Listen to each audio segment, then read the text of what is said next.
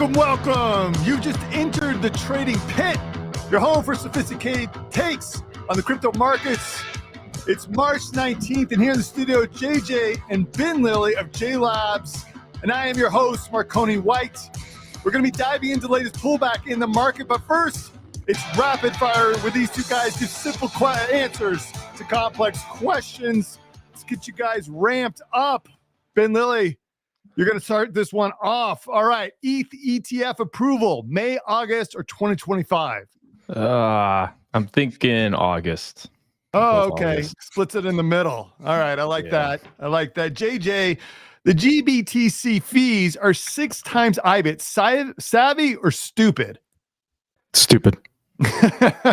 I think the outflows tell the story. Ben Lilly, MicroStrategy owns 1% of all Bitcoin. Bullish or bearish? Main character narrative is never good, so bearish. Man, I got to get a bearish sound so we could put that on the horn. JJ, Bitcoin ETF holders, diamond or paper hands? Mixed bag, but we're about to see the paper hands washed out. So, oh, yeah, I've been waiting on that. I think Arthur Hayes just talked about that. Yeah, we'll definitely see. We'll get into that price action today. All right, Ben Lilly, last one. Buy the dip or watch the fall? Observer. I'm watching the fall. Oh, okay. He's not getting into it. That's good. I guess we're giving sound advice to all the listeners out there. And I do see a bunch of people out there. Light Signature, Tyke, G-Man, Paul J, Adrian, David C, Mr. Preet, KS. Good morning. Good morning. Welcome to everybody. I see someone from Finland. Glad you're up. Or maybe it's late. I don't know. But we got a lot to cover today. So let's get into it. The big news of today is obviously Bitcoin has had a pullback. We've been talking about this, I feel like, for weeks now. Everyone just kind of on the sideline pouring into meme coins. But it's interesting because I feel like there's a bunch of top signals.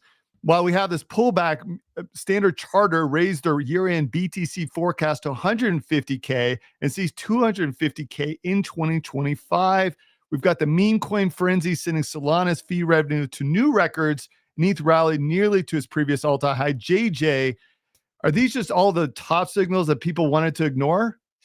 There were many in the past week, weren't there? Right? We had multiple Pablo alerts. We had that huge discount on Bitfinex coming in on Wednesday, I believe, around like 73,000. They were trading around 72. Just some massive unwinding of Bitfinex positions, and then obviously, we see meme coins going ballistic, Solana going ballistic. It was just, hindsight's always 2020, but those things were certainly there, and I think a lot of people turned a blind eye to it. For sure. And is part of the psychology here that it's before the halving? People had this in their minds that this kind of mania doesn't happen until much later in the cycle, so this just must be a warm up. It's hard to say what it was, right? Like the price just keeps going up day in after day out. It was basically a month, 6 weeks of just nonstop inflows, price going up. And we start February around like 42K, and next thing you knew, we were at 75K, right? So there was just that positive reinforcement from the market that no matter how frothy it seemed, those inflows were going to continue. And then ultimately yesterday, we saw what happens when the inflows slow down the slightest is things get pretty harshly pulled back across the board. So. A little bit of a wipeout. Well, I know we're going to talk about how low this can go as we get in more of the market update. But we'll come back to that. Ben, I want to talk about a topic that's been on several people's minds, been asked in our chat, and it's really about who is driving this ETF mania, who's actually buying it. There was a recent article on CoinDesk, and it had data from BlackRock's IBIT ETF suggests the average purchase size is just 13,000, suggesting demand is from non-professional investors. However, we do know that these ETFs are opaque vehicles. We don't actually have full visibility into who's buying these. So if the ETF volume is primarily retail, does this mean this rally has a shorter lifespan in your opinion? No, it doesn't. And this kind of goes back to just how is the plumbing going to be fitted, and then how is it just all of this dollar volume going to flow through that new plumbing that gets created. And I think a lot of this is just, you have these managers that are associated with BlackRock, and they're allocating customer funds into these vehicles, and new funds are popping up where they change their prospectus and they allow IBIT to be, or I think there was some news even recently that 4 different ETF vehicles could be used to go ahead and allocate capital into with their customer funds or within a certain mutual fund, whatever have you. And we're just going to keep seeing that over and over for the next year. I mean, it's just, when is the next person going to go ahead and change that allocation? It just comes down to how high price goes. I mean, BlackRock is a marketing machine. Price is going up. This is like the best marketing campaign that you can run. And they're probably already whispering into customer ears like, ETH, hey, that can be the next one. We'll see, but we're working on it. And you need to be ready. These are the funds you need to be in. This is going to have the first exposure to it, and then they'll run it. Yeah. Well, you were mentioning one of the other wealth advisors. I had here Cetera, which has about 190 billion in assets under management. They greenlit the 4 Bitcoin ETFs for allocators for their network. And so I think we've seen news kind of sporadically over the last several weeks and maybe the last several months about the RIA networks starting to get access to these products, but it's a slow trickle, right? They kind of have to go through their due diligence, make sure that they're comfortable offering these up to their clients. They've got the right disclosures available to them. So it takes some time, I think, as you're saying, to get the plumbing fitted. Yeah, I mean, the typical prototype, or just the way that you would almost envision this happening if we were to make this a Hollywood script, is essentially one of those managers are sitting on the golf course and they're teeing it up and their cell phone rings and they say, hey, what's this going on with Bitcoin? What's this IBIT? Like, do I need to have some exposure to this? And guess what? They're telling them, yeah, you should have 1%. I mean, that's literally what's, at least what I see happening from friends of mine that are in the industry. And so I can only imagine what's happening, throughout the world in that regard. Yeah, absolutely. Absolutely. Well, I think everyone here wants to get into the price action. In fact, I see a question already coming in. Do we see this going even lower? So JJ, I want to bring it up. Yesterday, we had the first outflows in several weeks for all the ETFs combined. Even with 451 million coming into IBIT, we saw the net outflow of 154 million. I think Nick Carter was joking that it was all about GBTC and there were only 20 some more times they could do this until they're down to zero. When I looked at the charts this morning, Bitcoin was sitting under 64K, 63.7. I think it's dropped since then. It's down 11% over the last 7 days. Ethereum even more. It was sitting at 3,300, down 17%. So as we look at the market structure, is this just a normal pullback that we should have all been expecting? It said we already talked about top signals, or is there something else that's kind of caught your attention that's making you a little bit worried about what we're seeing? So I think obviously we have a lot of de-risking ahead of tomorrow's FOMC, right? Like this was to be expected, is that we have the FOMC tomorrow. And who knows what they could come out and hike after the hot inflation prints that we got last week. It remains to be seen. So we've seen Dixie running hotter. It broke above all those major resistances we were pointing out last week. And obviously Bitcoin responded to that by falling pretty harshly. So there's been a lot of de-risking across the board. And when we look at Coinbase here, we see kind of the opposite setup that was going on the way up. So the way up, you would see these ask walls above, and then they were swapping in, basically averaging price, just having a bot buy, and push up the price without it going exponential. So they basically keep these ask walls here to keep price from shooting up too rapidly. And now it seems like we have the opposite pattern forming, where they're putting up bid walls and selling, swap selling. So they're just constantly unloading supply. So this is a bit of a worrisome signal. That said, I think we did get a little bit overextended to the downside over the past day. So I do think we'll see probably a bounce back towards the 67 region or so over the course of the next day. But I don't feel certain that the bottom is in yet in terms of like pre-halving price action. I think we could dip towards the 50Ks or so. What gives you, from a data perspective, what are you looking for? We oftentimes talk just pure volume kind of coming in to buy it up. Is that what you're looking for to signal that we've reached a bottom end? Yeah, I think we'll see a larger wipeout in terms of perpetuals and whatnot. Like if we look at the long-short ratio, right, this is still pretty elevated. So you'd really want to see this fall back towards like the one range here, still at 1.5. I think what's happening now is a lot of people are offloading spot and they're hedging that by just getting into long futures positions, which typically isn't a good setup and leads to larger wipeouts over the course of the next few weeks. So really looking less on the spot side for spot buying, more on the perpetuals to try and signal that people have gone overly short to now start to give you some fire so you can run the other direction. That's what you're Yeah, looking for. exactly. And we'll see it in the tape too. Like if these ETF inflows turn around and we start to see large buy volumes again, maybe FOMC is more dovish than expected, and we see that kind of return to FOMO. Bitcoin gets back above 70K and inflows are rolling. Things could change rather quickly, but for now, it seems like we've lost a whole lot of technical momentum that's going to take a lot of time to repair. Okay. What about from an options perspective? I think, and quote me on this or correct me on this, is actually what I mean to say. I think we were looking at some options charts late last week and sort of these areas of max pain were around the 66K area. Has the market started to shift at all? Is it repricing some of these contracts for either the end of this month or even going into next month?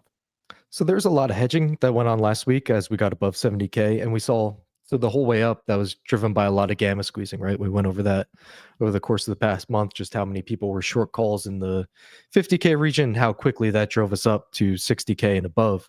And then we saw the opposite effect take place over the course of the last few days where a whole lot of people were long puts below 70,000 and we saw that quick wash down, right? So as we explained, like when these levels are spots where the dealers are short puts, and this was even larger just yesterday and a couple days ago, where they were short a whole lot of puts in the 70 to 67K region. So as price started to fall below there, they had to trade with the price action, which meant selling spot BTC. And it was just the same kind of reflexive pattern that drove us up, drove us down.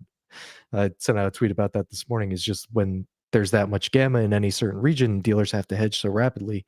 They have to do so by selling spot in the case where they're short puts as they were recently. So it seems like we found some kind of temporary support here in terms of options. But if we look at the quarterly expiry, this is expiring at the end of the month, March 29th. We point this out in our options newsletter update last week, is that the max paying price is 50,000 and there's a whole lot of calls that didn't close. So these people are kind of faced with a tough decision now. Is like if you were holding on to these $65,000 calls, if you were long these, you bought them, say, way back in January when Bitcoin was at 40,000 or so. These were worth probably $10,000 to $15,000 just last week. Now they're trading at probably a few $1,000s. So they have to decide if they want to close out these positions entirely and just call it a day or roll these forward. But they're kind of like the $60,000 calls are now being threatened, right? If price falls below there, you face the possibility of them expiring worthless all the way down to 50,000. These are all massive amounts of contracts that are open here and they haven't closed yet. So eyes are on them to see what they're going to do here and how they're going to manage these positions, because it seems like this price action kind of took them by surprise here and they weren't expecting the downside to come so quickly.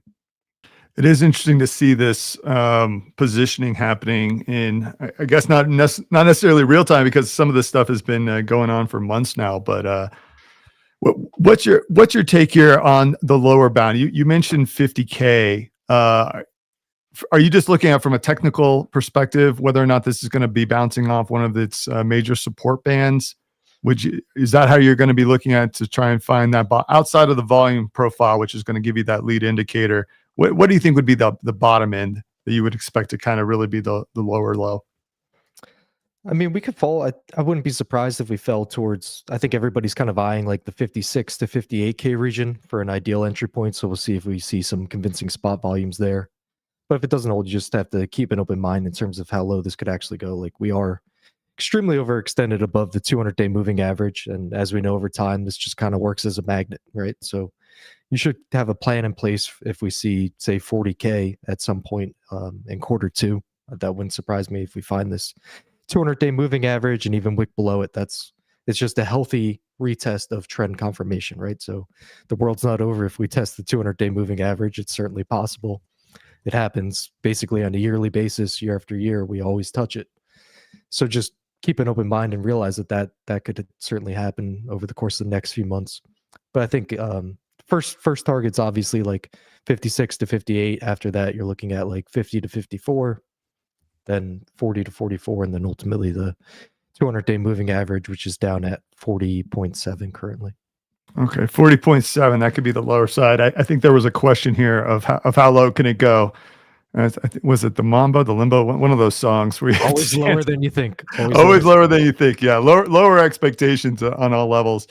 Ben, I want to bring you in here and ask a question about volatility. We were talking offline before the show about the fact that even though we've seen this breakdown, the volatility hasn't moved, and maybe it's even gone a little bit lower. I want you to unpack that for the audience. Before we do that, I want to say welcome to everyone who's joined us today. So glad to have you here. It's an exciting week. Anytime there's a breakdown in the market, it's an exciting week. So definitely hit the like and subscribe button. We want to have you here every Tuesday and Thursday when we're going live with this show. And be sure to share this with anybody you think wants a sophisticated take on the markets from a bunch of avatars, put the information and data before the reputation. Okay, Ben, break down what you were talking about beforehand about the volatility going down and maybe being kind of an odd signal. Yeah, so we were taking a quick look at implied volatility, and I'll see if I can pull it up right here real quick. This is for implied volatility at the money.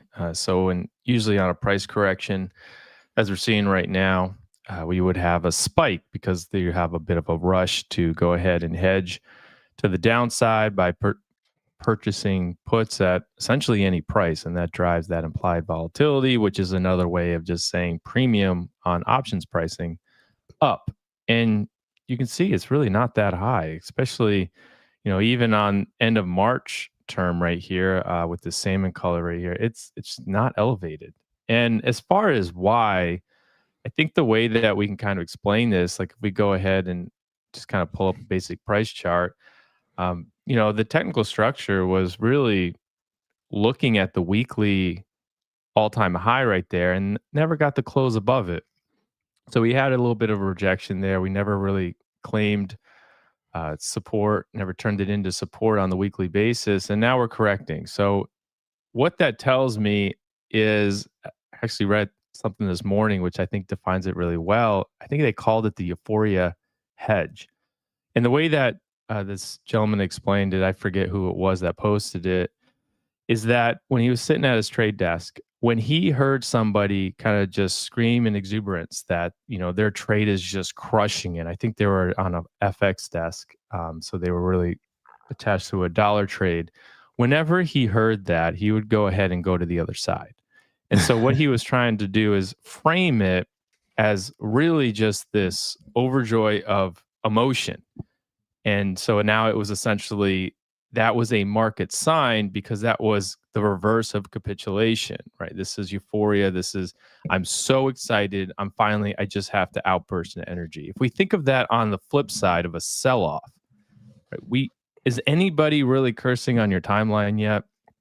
Is anybody a little bit tentative? Like, I'm done with meme coins, or I'm done with ETH, like it's dead. I'm so over this. Like, you haven't really seen that emotional outburst and outcry. And as soon as you finally really see hints of it, that's when you can kind of start thinking to yourself, maybe it's time to kind of re-enter or go ahead with the dry powder that, Marconi, you always kind of mention here, like always have dry powder in hand. And I know we were almost kind of just beating this drum for a long time that, hey, you need to be hedging. We are getting a little kind of ahead of ourselves here. Like, start taking a little bit off the table. It's not going to hurt you. Always make room and pay yourself for the time that you're spending here in the market. Like, take some profit. Now, as far as how long do you wait, I think that's really your answer. Like, that would be a sign, right? And we talk about volume, like that emotional outburst shows up in a surge of volume.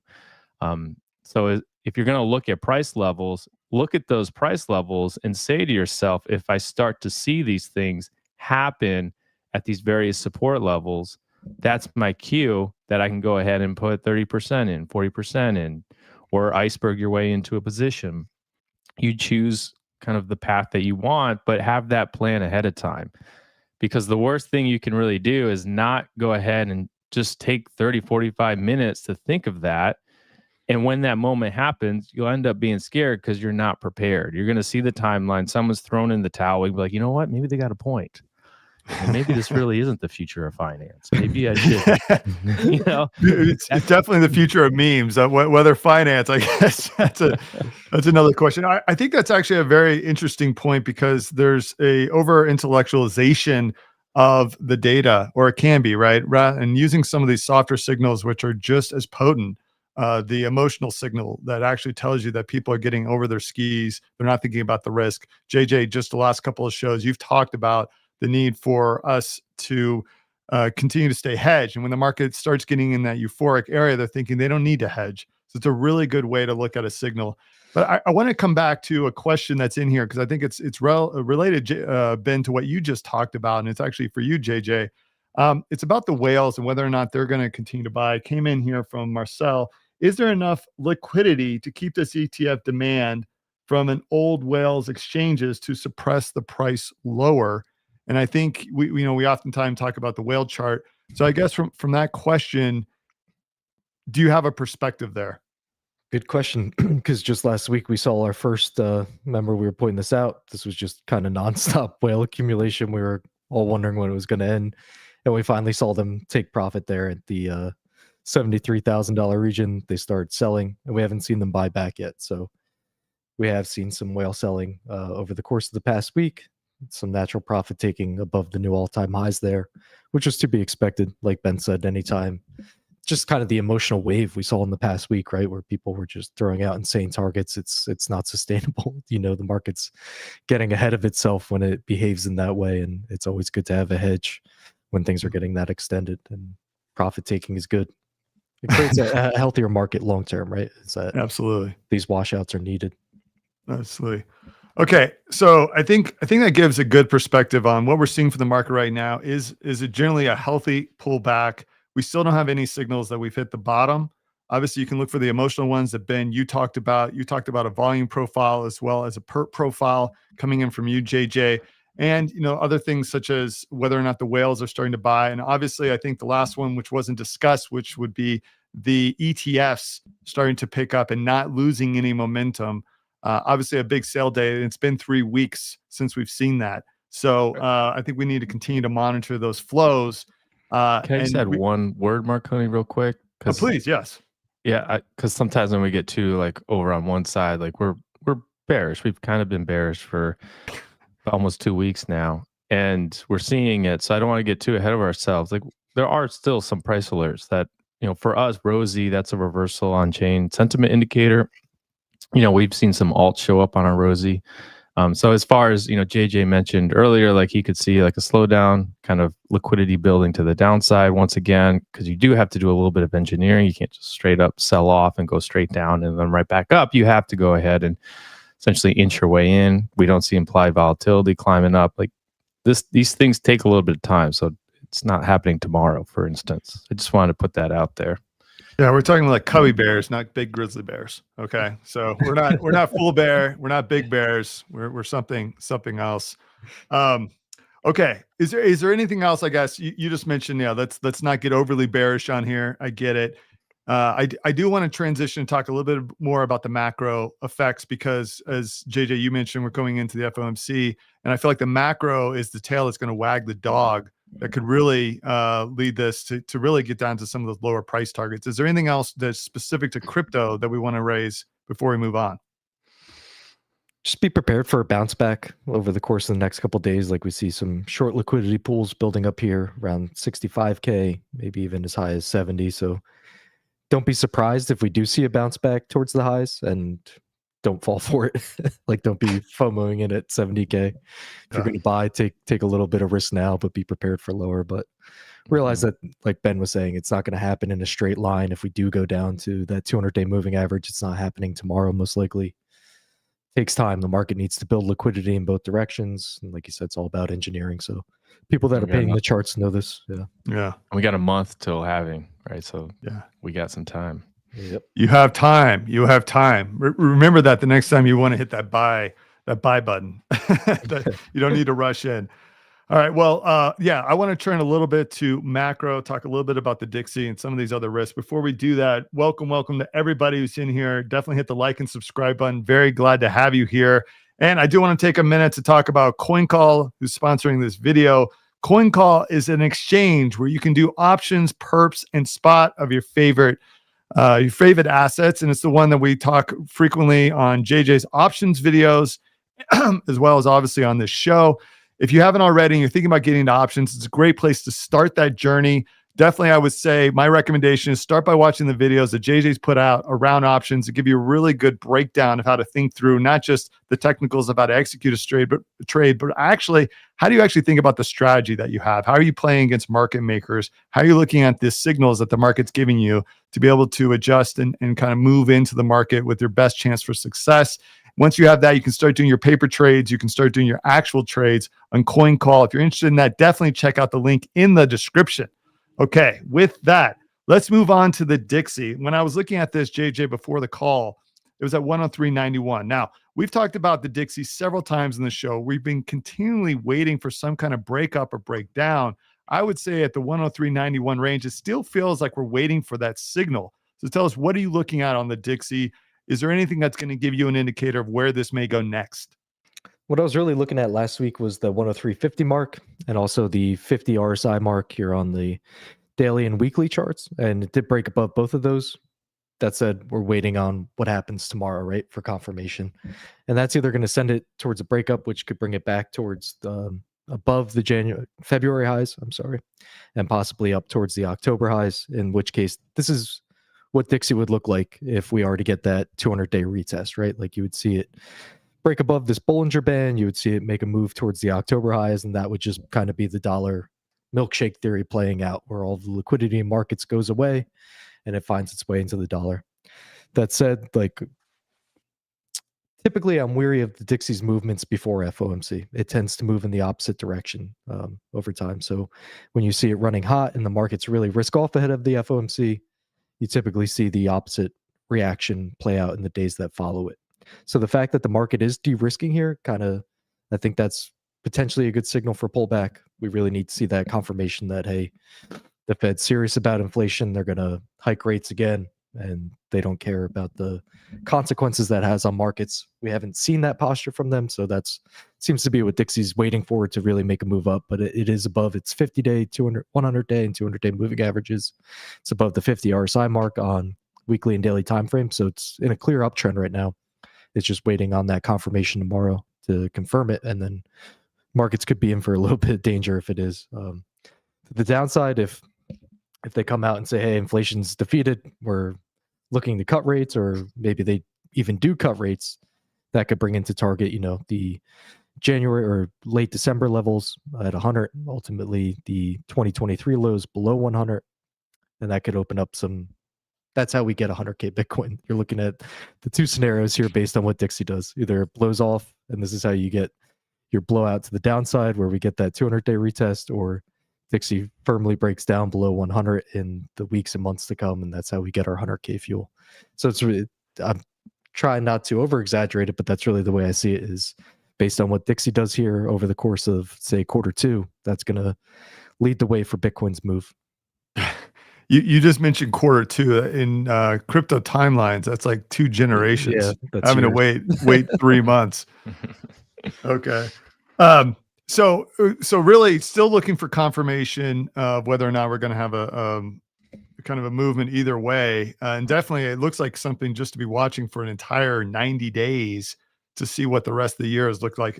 Let's not forget, Standard Chartered told us that it's a 150K price target by the end of the year. So I'm guessing they're looking at a sub 100 Dixie. Yeah, that's worrisome, because we were talking about that before the show. Standard Chartered are the same people that I think they said their price target for Bitcoin at the FTX bottom was 5,000. So now all of a sudden they're telling me it's going to 100K. That should send up some red flags there.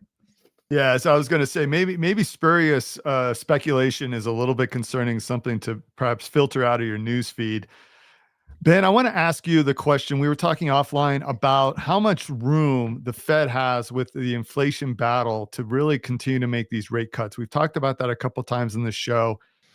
What's your perspective on the narrative that's coming out from the Fed, whether or not they're going to continue to do these rate cuts? Just, I think it was the last week we saw that inflation didn't quite come down as much, and there's, especially in the service sector, I was reading some of that information. It's a little bit concerning, I think, to some.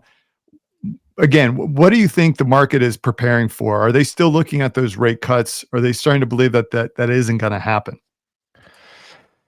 I mentioned this a little bit ago, and JJ and I keep talking about this of like the Fed is getting into a really tough spot, and it's becoming like a binary outcome. And that's kind of what JJ is hitting on here. Like either you're going to have that dollar, milkshake moment, and the market's going to go one way, or we're going to get the reverse. And the more I think about this, I really don't know how Jerome's going to respond here. Like I hear on my chart right now, I have some of the probabilities of what the market expects rates to be in the meetings ahead. And, September, I have that one up on my screen right now. And the probability, it's moving. Like you kind of look at any date right now, and there's a bit of uncertainty. And that uncertainty is what we're alluding to here. Is Jerome really does have to decide, is he going to go ahead and kind of stay quiet, kind of let the rates remain unchanged? Hopefully inflation gets checked a little bit.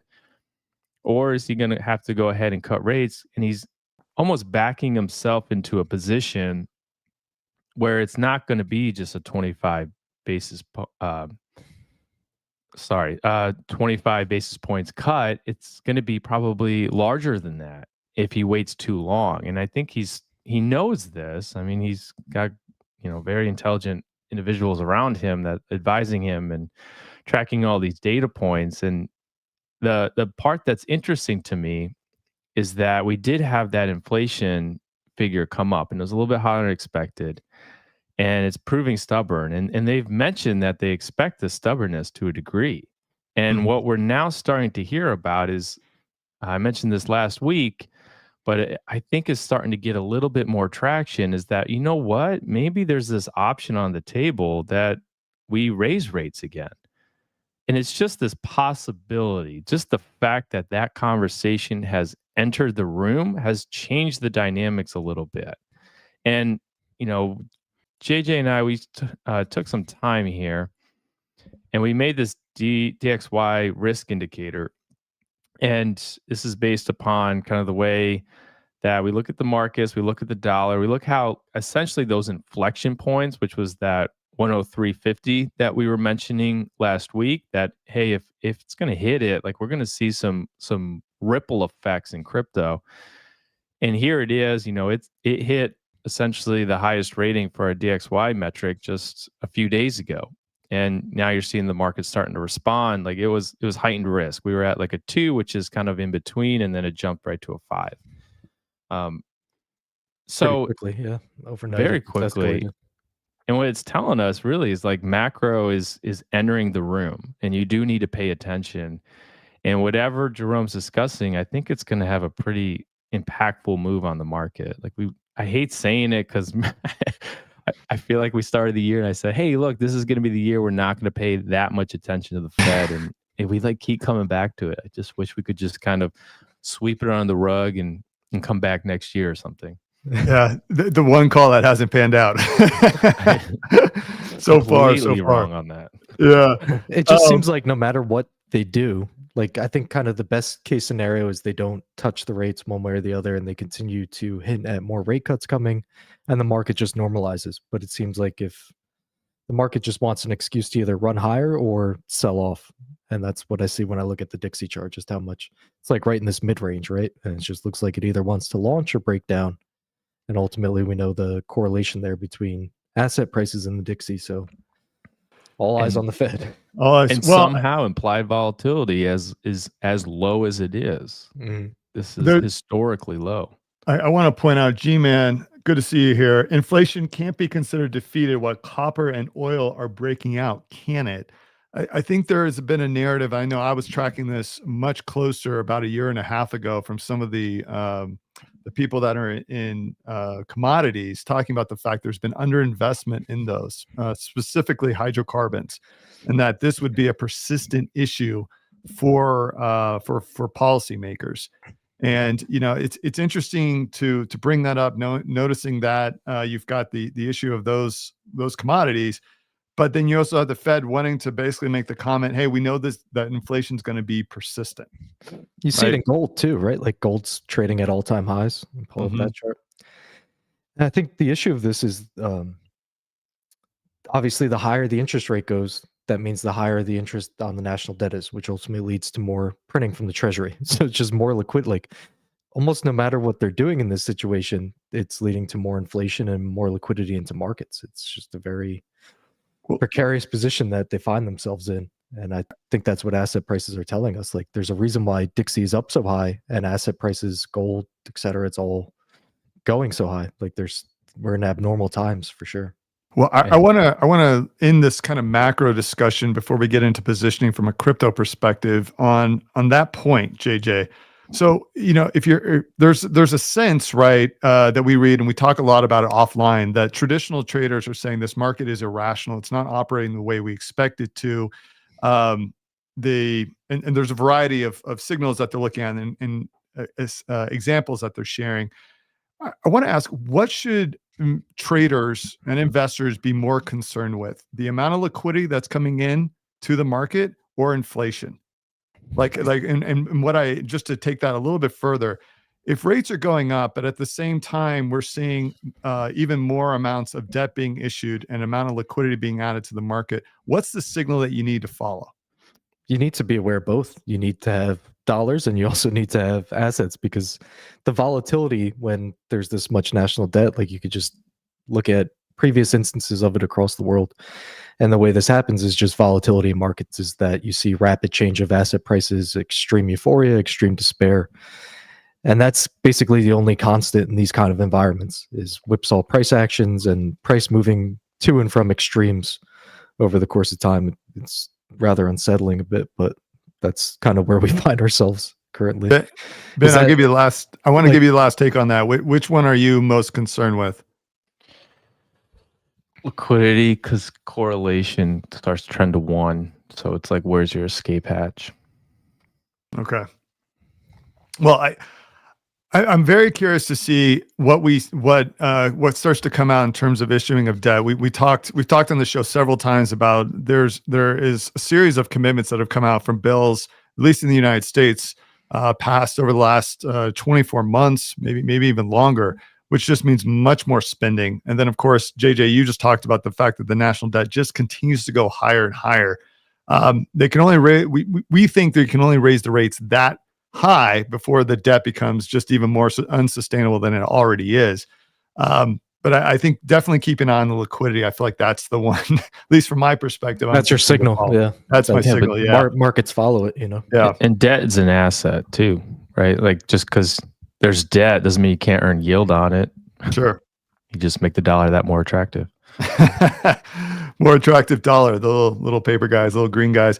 All right. Well, I want to take us to talk a little bit more about positioning as we start to have this pullback. We talked about a little bit of the lower range of where we may go. Everyone is asking themselves, where are they going to start looking to position?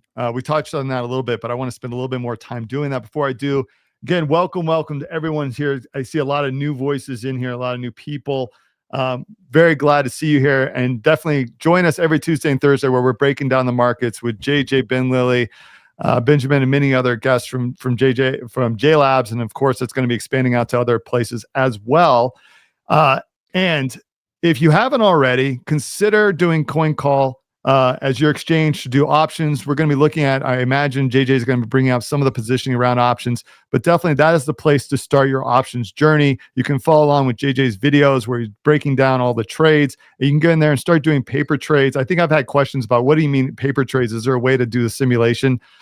You can actually just do trades on paper. I've done that in the past when I was starting my journey and was actually using a different brokerage, but you can just write down the actual trades you're going to run and then come back and check them over the next couple of days if you're actually looking at doing paper trades and getting into the market if you don't actually want to put some money down. But definitely CoinCall is a great place to do it. Elegant interface, competitive fees.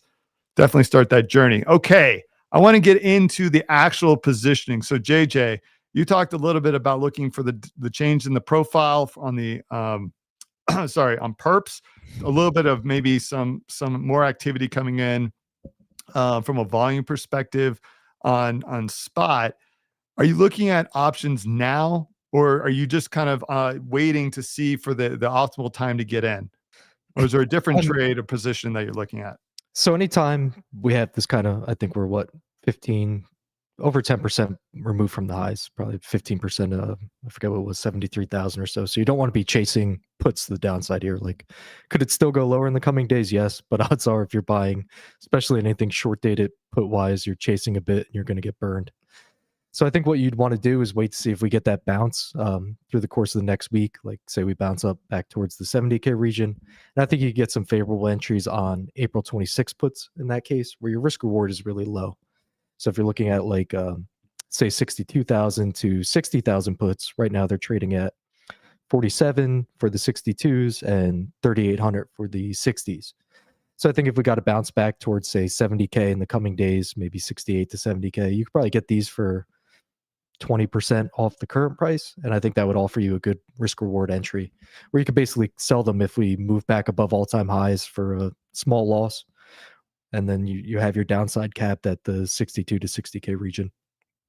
But in terms of entering trades today, like the upside's still pretty juiced. Even if you look at, say, the quarterly expiries, you go out back towards 70K. Let's see. They're still trading at, that's not too bad. So if you think Bitcoin's going to get back to all-time highs before the end of the month, you could buy this 70K call for $900. That's not too much of a risk there.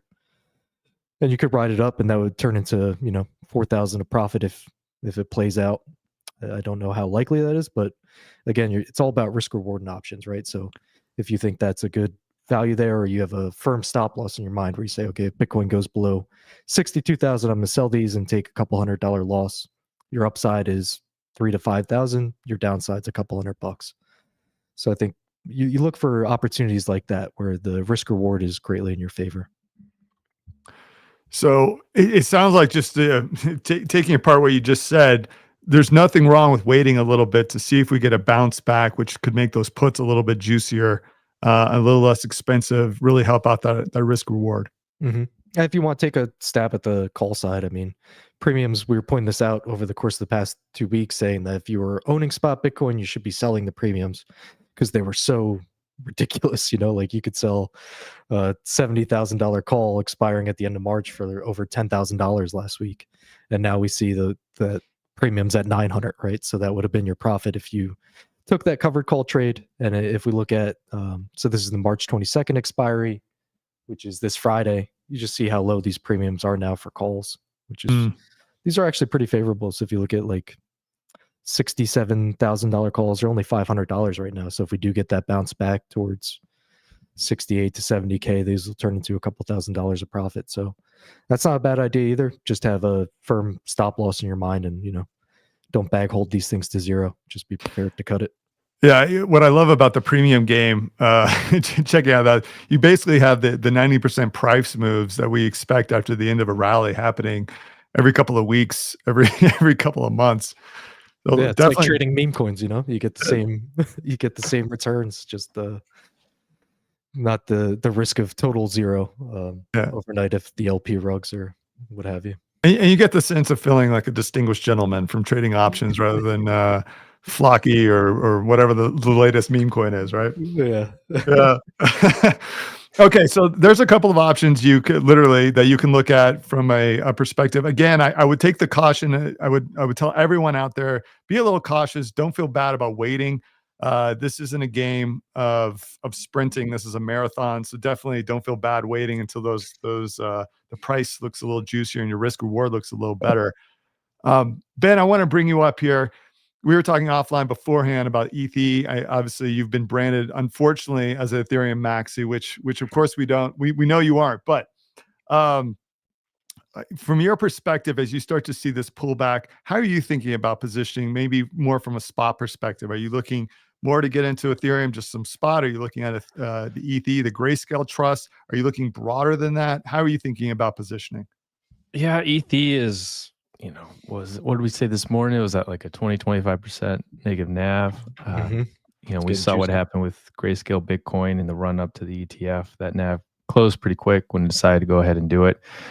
Right when the market started to realize like this ETF is like very likely to happen. I will say I don't like seeing some of these issuers start adding staking language to their ETFs. I think that just makes it harder to get that approved by the SEC. It's just going to raise a lot of, when these filings happen, you got SEC staffer that's going to come back and ask questions, and they usually have like 30 days before they have to address any of the answers that the potential issuer provides the SEC, and so that just allows time to get dragged on. That's why I think this May timeline is definitely likely not happening. So I wouldn't be trying to really keep that in your mind that approval has this potential, because if they're adding that language in now, that's the discourse. You just opened up a 30-day window for the SEC.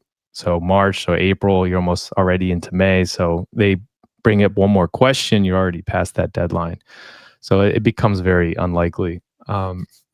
So what am I looking for? I mean, I've been, same thing we were talking ahead of time, like we were really talking about ordinals, believe it or not, because we were excited about the ability to kind of stack sats. And it's kind of hard to do that within the Bitcoin ecosystem, outside of being able to trade on a centralized exchange. Like, how else are you really going to go ahead and do that? And so ordinals kind of provided this way to natively stack. There's not much opportunity to go ahead and earn like fixed yield on it.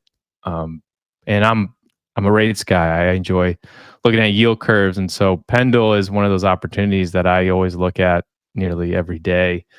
And as far as ETH, I wrote an article discussing how I think that Ethereum yields will be rising over the next year as market activity starts to uptick. So if anybody understands how swaps work, one party takes fixed yield for a certain period of time, while the other one is willing to go ahead and have exposure to variable yield.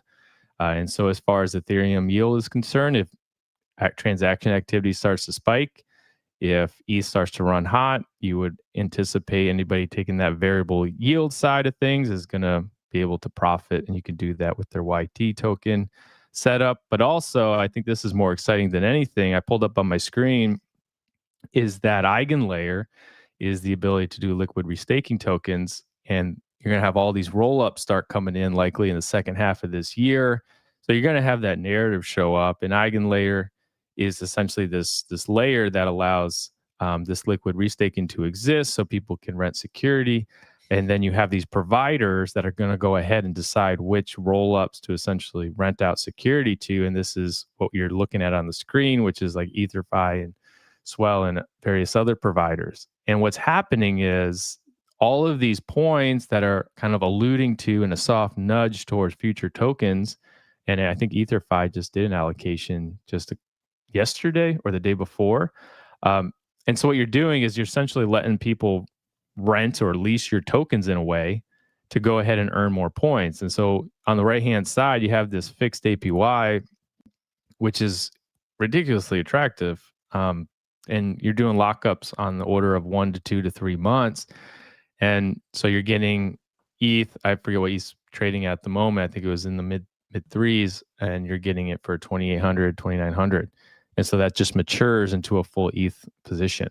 So that's where I'm looking at. It's just a way to go ahead and stack ETH in the ETH ecosystem.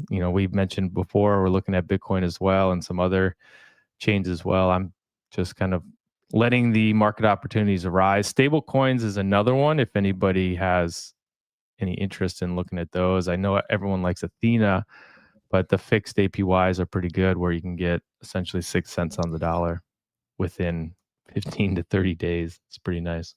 Well, I want to kind of have a simple question around that. So you talked initially about the Ethereum, the Grayscale Trust. It's sitting, I think, currently 20, 25% discount. Maybe we were talking ahead of the show.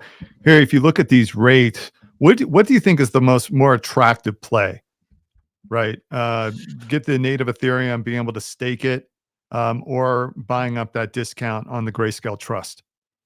I mean, Grayscale's boring. That's just traditional markets doing what they do.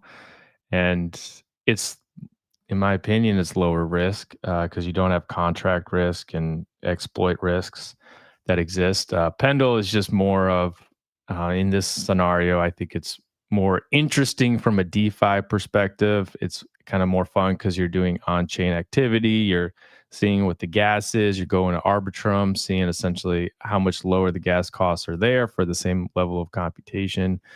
And I do things on chain. I look at all the tooling. I have fun doing stuff there. And so for me, I find it more interesting to go ahead and play this market because I envision kind of a future where this yield that exists, this native yield on Ethereum, there's going to be essentially, hundreds of billions of dollars being traded around it, I think within just a few more years. And the ecosystem is starting to mature to get to there. And these ZK rollups that are coming, it's just going to explode once that narrative hits. So that's a market I've been fervently watching and excitedly watching develop. Okay, so there you have it. If you want the boring, perhaps lower risk, you can go with the ETH. Definitely a good discount right now. But I think if you want the optionality and you want to be part of the ecosystem, which is going to continue to expand in the eyes of Ben, definitely get the native ETH and start playing around with some of these opportunities, recognizing that there are risks that are definitely part of this ecosystem, which you highlighted.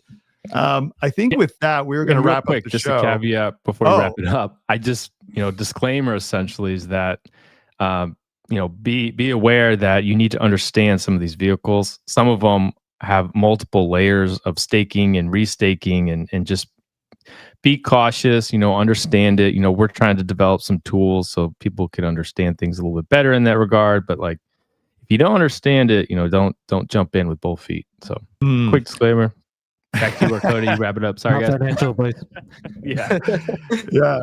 Do your own research. No, obviously, I think with anything in these ecosystems, I'll just put that out there. I just bought my first ordinal, having to go through all the contracts. I bought a brand new hardware wallet just for that. Put the smallest amount into it, bought the smallest amount of ordinal. There's so much to learn about these ecosystems. So definitely don't discount the amount of time you need to do to really understand what you're doing. The opportunities are there, but there are risks involved, and don't discount them. You do that at your own peril. Definitely not what we want for the sophisticated traders. G-Man, I see your point about meme coins. I know you wanted me to say that live on air, but I'm not going to do it. But with that, we're going to wrap up. Good to see you, though. We're going to wrap up the show. As we do, I'm looking at the prices here.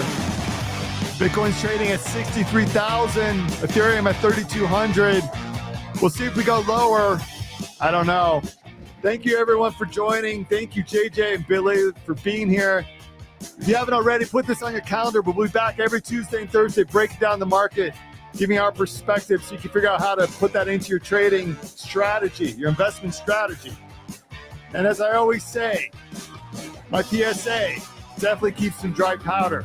This is Marconi White signing off.